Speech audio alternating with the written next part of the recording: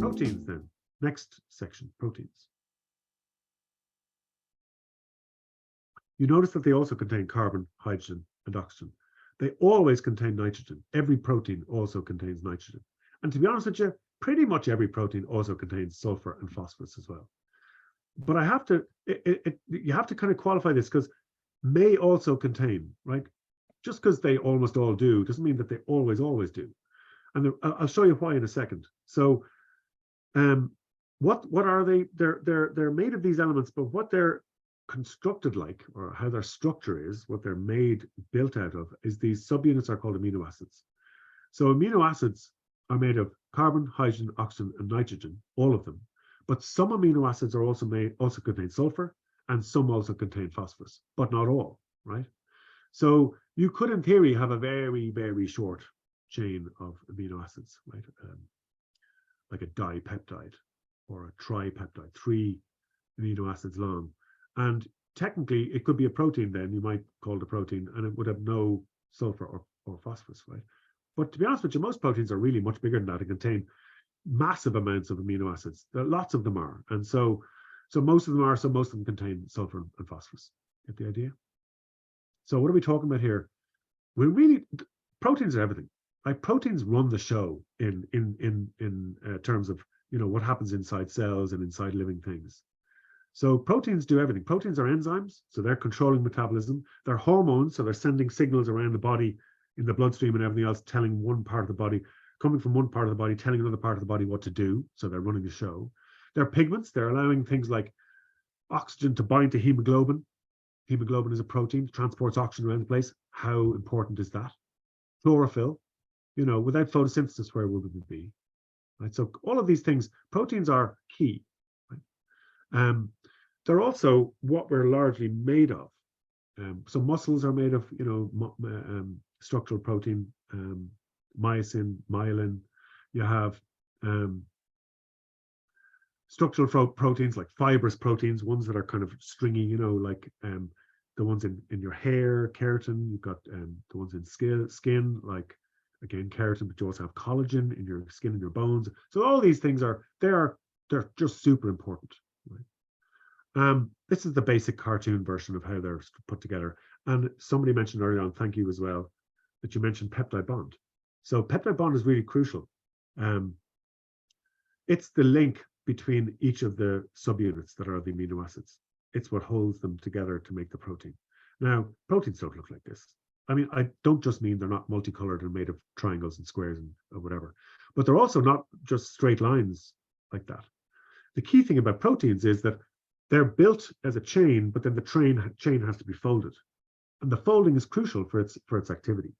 So there's literally no end of possible kind of protein structures, because you've got 20 different building blocks, and you can make them as short or as long as you like. You can even make multiple proteins and then combine them into one big protein. So all of these things are possible, which means there's literally an endless number of possibilities for proteins, for shapes and for functions. But those polypeptides, that's what we call those chains of multiple amino acids. They're polypeptides, like we had polysaccharides a little while ago, right? Those polypeptides have to be folded into the correct shape for function. And we'll look at that in detail when we come to enzymes. It's particularly true for enzymes, but it's pretty true for every enzyme. And sometimes you'll have proteins that are combined with like a lipid. So you'd have lipoproteins. Sometimes you'll have them combined with a carbohydrate. So you have glycoproteins. Sometimes both glycolipoproteins, right? But a really important thing we should know is that sometimes you've got an inorganic atom or molecule that's needed for the function of that protein. So like the two examples that we know really well are iron. So hemoglobin is just not going to work well unless it has an iron atom sitting in the middle of it. In fact, hemoglobin usually is a complex of 4 parts, globular proteins. These are like blob-shaped proteins. So it's not a structural protein like those fibrous ones we were talking about. These are globular, globe-shaped. There's usually 4 parts to hemoglobin, and there's an iron atom in each of those 4 parts. If you don't have the iron atom, it's rubbish at binding oxygen. So hemoglobin is dependent on iron. Chlorophyll has a similar thing going on with magnesium. Okay, that kind of thing. So the non-protein part of hemoglobin is the iron bit, and it's magnesium and chlorophyll. Structural role, we need a structural, we need a metabolic. The structural role of proteins, they do combine with those phospholipids in the lipid bilayer we were talking about earlier. I'll talk about that in more detail next week. They do. There are proteins, structural proteins, in the embedded in the lipid bilayer, right, along with the phospholipids, and those have various functions, but partly they're structural. Well, they are structural. They're part of the building of the cell membrane. Their function, though, is many different functions, and we'll talk about that later on. But it's structural. They're there as they're part of the building. They're composed.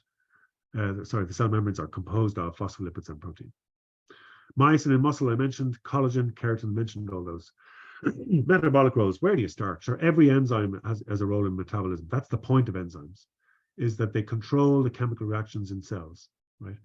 So the sum of all chemical reactions is what metabolism is, and pretty much none of it works without an enzyme. And so many different steps, right? There's usually one enzyme, a unique enzyme, for each part of any pathway. So all those, if you've done photosynthesis or you've done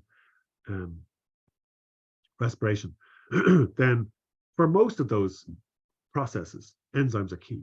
Right? And we don't even talk about the enzymes. We definitely don't need to know the names of them, but we actually don't even sort of remember that there's enzymes involved in, say, respiration. There's so many, but we just ignore them.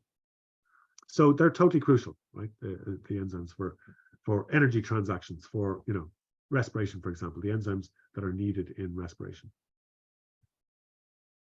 Hormones, as I said, they are produced in one part of the body. They go and they stimulate another part of the body, a tissue or cells or whatever, to change its metabolism, right? So that's what hormones do. And pigments we just described